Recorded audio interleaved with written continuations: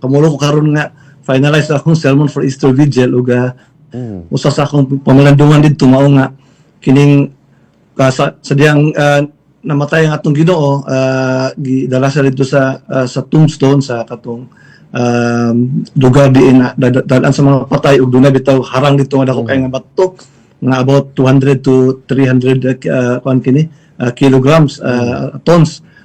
So kining taliwala niya na nga separar kadtong dakong bato nga nag separar sa mga apostoles, mga tumutuo ngadto sa Ginoo. Nabuntog gihapon sa gahom sa Ginoo ang gahom sa kadautan ug sa sala ug sa uban pang persang nagababag sa pagsinati nato sa kinabuhing madagayaon ug peaceful. Mao nga ang mensahe sa Easter, mao nga walay makaharang kanato gikan sa gugma ug kaluoy ug gahom sa Ginoo. Walay bato nga dili niya ma-roll away, matangtang.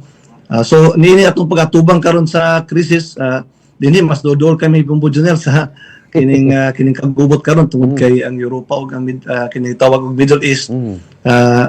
Dodol naman in fact ang mga nasod dinhi nga kabahin sa kining NATO naapoy kada iyang mga lihok nga ug mga aksyon no, dunay pagsupak sa lihok sa Spain, dunay pag-uyon sa uban dinhi sa Britain ug sa Germany. So gubot niya ang crisis dili lang diha bisan ang oil diri nagkataas pud Bumbo Junel. So niining mga dag-um sa atong panahon no, mga babag lugar sa pagsinati nato sa kinabuhing madagayaon naagi na dili malikayan kay hangtod mobalik ang Ginoo ug mamughari ang iyang gingharian na pud ang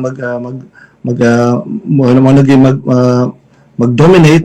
So karon ang ato lang nga huptan natong kini paglaom sa Easter na lagi ang atong Ginoo walay gahom nga dili niya mabuntog. So ang atong pagtuo kanunay kung natong napangibabawan og nakalahutay kita sa COVID crisis Bumbo Junel nga murag end of the world sa atong pamati na itong panahon internally ug externally, walay rason nga dili kita mohupot sa atong pagtuo ug magbuhat sumala sa atong tahas pod kay dili lang pod kay magulat lang pod ta kundi mubuhat pud ta sa atong tahas no. Ang tanang apostoles doon na sila nagkadayang tahas, kita po ang modern church doon na po tahas. In fact ang Papa sa Roma doon na share pronouncement no against sa nagpasiugdan ni mga gubat. So ang pagsaway sa dili maayo nagpadayon kana kay ang naaman ta sa team kangit naaman ta sa team kahayag. So ang kangit-ngit ato buntogon pinagi sa pagsaway nato niini pangaliya batok niini. So sa tanang paagi itawag kita sa Ginoo aron mahimong kabahin sa pagpalapnag sa kahayag nga iyang ipadan-ag sa diyang siya nabanhaw.